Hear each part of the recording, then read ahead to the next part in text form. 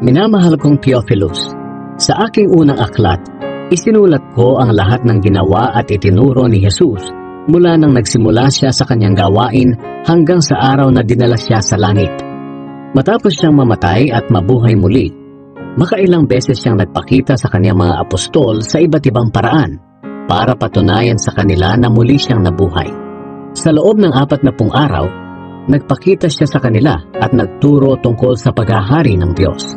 At sa pamamagitan ng banal na Espiritu, nag-iwan siya ng mga utos sa kaniyang piniling mga apostol.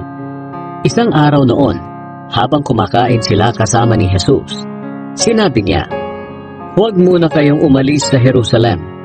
Hintayin ninyo ang banal na Espiritu na ipinangako ng Diyos Ama. Sinabi ko na ito noon sa inyo.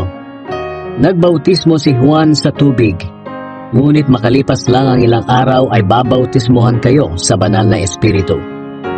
Ang pag-akyat ni Jesus sa langit.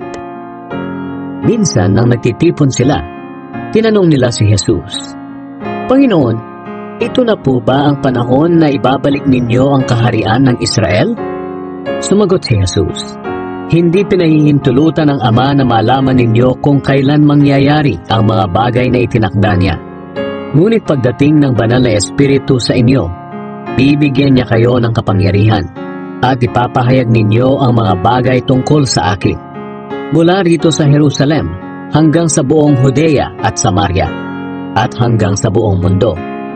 Pagkasabi niya nito, dinala siya paitaas.